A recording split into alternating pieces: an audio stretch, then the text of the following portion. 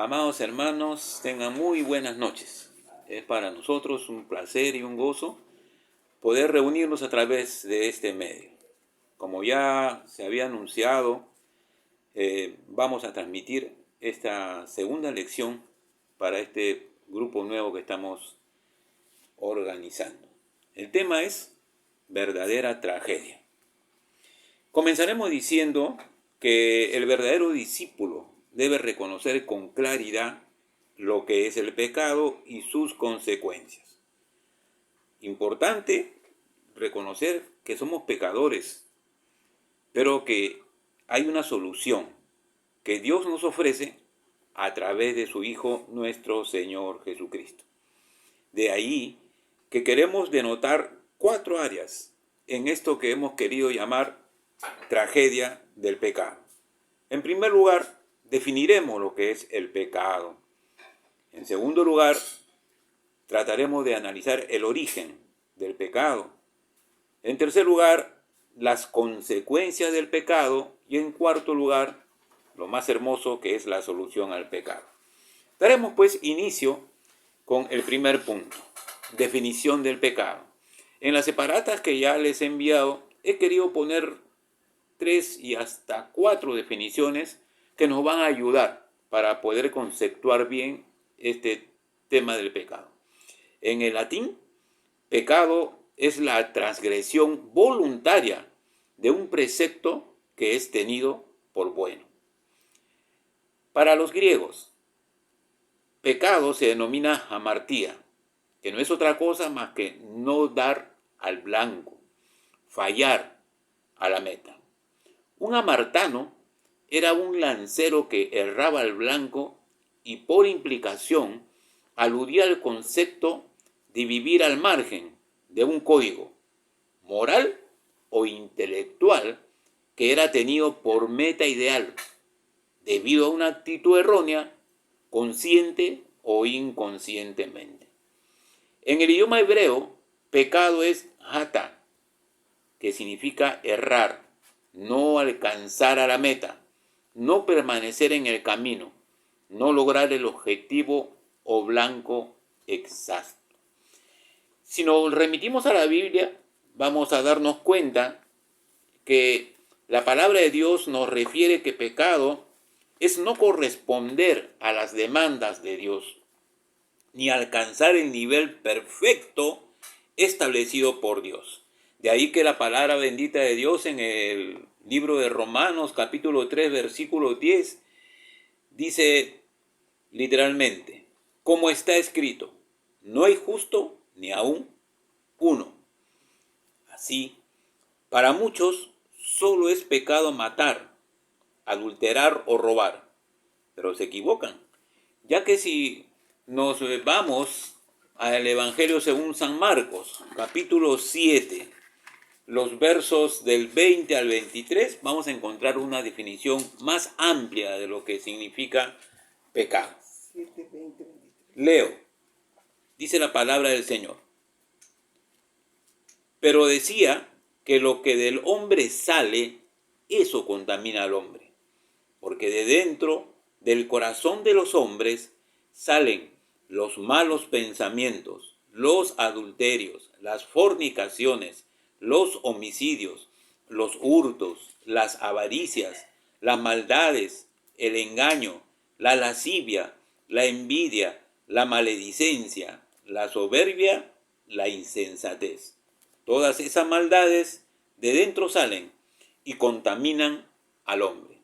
Cuando analizamos esta parte que nos refiere la palabra de Dios en Marcos 7, del 20 al 23, vemos que no solamente podemos catalogar como pecado aquellos que diríamos que son pecados externos, que se puede notar claramente, sino hay algo que está dentro, que sale de dentro del corazón del hombre. Y por ello podríamos decir que pecado, ¿no? Resumiendo todos estos conceptos, es en primer lugar es tener una actitud equivocada hacia Dios y hacia otras personas. Es darle preferencia o satisfacción a nuestro yo en lugar de dársela a Dios, o el vivir para uno mismo en lugar de vivir para Dios. Buena definición, yo creo que abarca todos los espectros del concepto de pecado. Pero también tenemos otra definición. Pecado, bíblicamente, es quebrantar la ley de Dios. Y yo quiero llevarlos a Romanos capítulo 5, versos 13, para que la palabra nos amplíe un poco más en base a este segundo punto.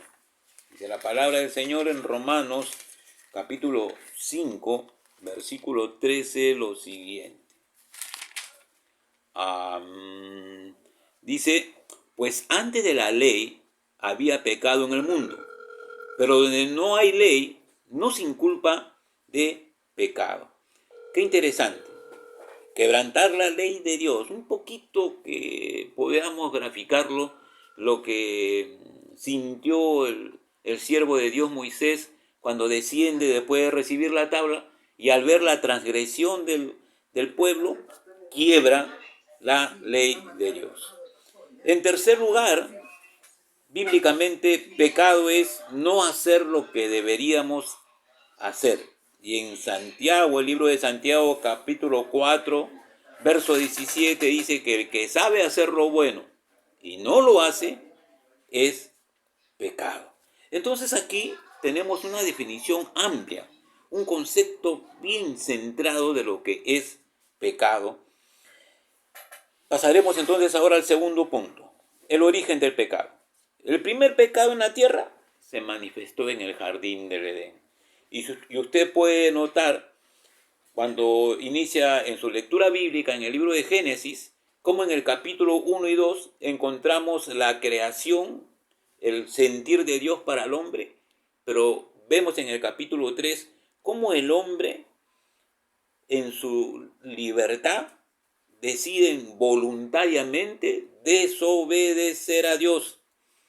¿Y en qué consistió esta desobediencia? En darle mayor crédito a la mentira del diablo que a la palabra de Dios. Cuando revisamos la vida, la historia del ser humano, vemos que cada día, cada momento, desde Génesis 3 hasta la actualidad, existe este debate, ¿no? Siempre se va a dar. ¿A quién le creo? ¿A lo que dice el diablo o a lo que dice Dios? Ellos, Adán y Eva, quisieron independizarse para conocer y probar todo, incluyendo lo que se les había prohibido. Adán resolvió ser su propio jefe y disponer de su vida no como Dios quería, sino como a él mejor le parecía. Ahora, esta tendencia pecaminosa no quedó solo en Adán, pues pasó a todas las generaciones posteriores. De ahí que ahí la palabra de Dios en el libro de Romanos capítulo 5, si me siguen en la lectura, el verso 12 dice algo muy importante, ¿no? Por tanto, como el pecado entró en el mundo por un hombre, ahí está graficando lo que se dio en Génesis 3, y por el pecado la muerte, la consecuencia del pecado, así la muerte pasó a todos los hombres por cuantos todos pecaron. Qué tremendo, ¿no? De allí que todo ser humano es pecador por llevar en sí mismo la naturaleza corrompida del pecado. ¿Hay alguna fuente que asevere esto? Sí, la palabra de Dios nos refiere en el libro de Efesios capítulo 2, versículo 3. Dice la palabra del Señor, entre los cuales también todos nosotros vivimos en otro tiempo en los deseos de nuestra carne, haciendo la voluntad de la carne y de los pensamientos, y éramos por naturaleza hijos de ira, lo mismo que los demás. Qué tremendo, qué tremenda realidad la del pecado. El tercer aspecto que queremos notar en esta lección son las consecuencias. Hermano querido, todo pecado acarrea una consecuencia. Y queremos notar cuatro consecuencias, ¿no? Conforme la lección que tienen ustedes en su mano. En primer lugar, dentro de las consecuencias del pecado, notamos que el pecado mancha. Alguien dijo que es como un borrón en una página limpia, ¿no? Tiene usted su página limpia, su cuerpo es una página limpia y viene alguien y con una mota le mancha, ensucia todo su ser, lo contamina. ¿Y cómo sé que esa persona está andando en pecado? Porque se rebela contra Dios y va a afrontar actitudes como rechaza la verdad de Dios, se opone a su voluntad y comienza a actuar haciendo todo lo que le desagrada a Dios. Algunos aspectos que la palabra de Dios nos menciona, lo hallamos en Romanos 3, del verso al 16 al 18. Vamos a leer. Dice la palabra de Dios: quebranto y desventura hay en sus caminos, y no conocemos camino de paz. No hay temor de Dios delante de sus ojos. No hay temor de Dios delante de sus ojos. Es una consecuencia terrible. El otro aspecto, la otra consecuencia que quisiéramos notar es que el pecado se extiende. El pecado esclaviza. Si no se le destruye a tiempo, el pecado aumenta y daña todo lo que tiene alrededor. Algo de esto podríamos notar con esta epidemia que estamos pasando, ¿no? Comenzó en un sector de la humanidad y ahora se está expandiendo, se ha vuelto una pandemia, como ahora se le llama, ¿no? Una mala acción se hace un hábito y un pecado llama a otro. En la palabra de Dios, en Romanos 3:23, dice el Señor: por cuanto todos pecaron y están destituidos de la gloria de Dios. Esa es la consecuencia, la destitución. Pero otra consecuencia también, la tercera que quisiéramos notar en esta hora, es que el pecado nos separa. El pecado nos separa. Y de tres cosas básicamente nos separa el pecado. En primer lugar, de Dios, de nosotros mismos y de los demás. Vamos a analizar. De Dios. Cuando el hombre pecó por primera vez, se abre una brecha de separación entre Dios y él. Por más que el hombre haga lo que haga, practique la religión que quiera practicar, no va a llegar a Dios por la condición en que se encuentra el hombre. Se rompe la comunión, se interrumpe la comunicación con Dios y se levanta una barrera, ¿no?, que estaba destinada a permanecer durante toda nuestra vida. En segundo lugar, ¿de qué nos separa el pecado? De nosotros mismos. Los pecados externos, cualquier pecado externo que hemos mencionado hace un momento, solamente son síntomas del deterioro interno, de lo que hay en el corazón. Usted ve que una persona está renegando, una persona está alterada, solamente es el resultado de lo que hay en su corazón. Y por eso el Evangelio según San Marcos, capítulo 7, versículo 15, nos va a decir claramente la palabra del Señor. Vean, vamos a ver. Marcos 7:15. Usted lo tiene ahí en su Biblia, pero vamos a leerlo, ¿ya? Marcos 7:15, dice la palabra del Señor: nada hay fuera del hombre que entre en él, que le pueda contaminar, pero lo que sale de él, ojo, lo que sale de él, eso es lo que contamina al hombre. Por eso que el hombre está amargo consigo mismo, anda como un león, como dice, herido. Es por causa del pecado. Pero también el pecado, ¿de quién más nos separa? De los demás.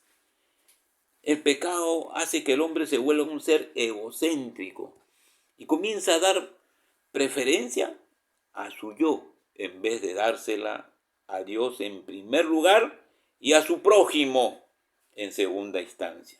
Debido a esa actitud, se rompen las relaciones interpersonales en el hogar, en el trabajo, con las amistades, etc., resultando ser el hombre mismo quien arruina su propia felicidad. En cuarto lugar, el pecado causa muerte, como dice Romanos capítulo 6, versículo 23, un versículo muy conocido por nosotros. Romanos 6, 23 dice lo siguiente: porque la paga del pecado es muerte, mas la dádiva de Dios es vida eterna en Cristo Jesús, Señor nuestro. El pecado causa tres tipos de muerte. Muerte espiritual, como consecuencia de estar separado de Dios, y esto está referido en Efesios capítulo 2, versículo 1, que usted ya lo sabe, creo, ¿no? Pero vamos a leerlo porque podemos cometer alguna equivocación si lo decimos literalmente. Efesios 2:1 dice: y Él os dio vida a vosotros cuando estabais muertos en vuestros delitos y pecados. Muerte espiritual. La segunda muerte que causa el pecado es la muerte física, porque el pecado condiciona el límite de vida del hombre aquí en la tierra. Dios lo creó para que viviera eternamente. Y en tercer lugar, la muerte eterna o segunda, el castigo de los muertos en pecados y la separación de Dios por toda la eternidad, como dice Apocalipsis 20:14. Si hacemos una mención de todo esto del pecado, vemos que es algo horrible, realmente es una tragedia, es peor que el coronavirus. No habrá solución. Dios nos ama para que no solucione nuestro pecado. Sí, sí. Y por eso la buena noticia, después de todas estas cosas que hemos leído y estamos aprendiendo, es que sí hay una solución. Y Dios, porque el hombre en nuestra condición no podíamos, Dios proveyó la salvación para el hombre, un remedio para el pecado y la muerte eterna. Y vamos a decirlo con mucha gratitud a Papá Dios. Tres cosas. En primer lugar, por Jesucristo somos perdonados. Jesús pagó en la cruz del Calvario, el castigo que merecíamos, usted y yo. ¿Cuál era la razón? Nuestro pecado. Él quita toda barrera que nos separaba de Dios. Y no solamente eso, nos acerca a Dios y permite que podamos tener comunión con Dios. En Romanos 5:8, mire qué lindo. Romanos 5:8 dice la palabra de Dios: mas Dios muestra su amor para con nosotros en que siendo aún pecadores, Cristo murió por nosotros. En segundo lugar, por Jesucristo somos limpiados de nuestros pecados. El perdón de nuestros pecados solo fue posible por el sacrificio de Cristo.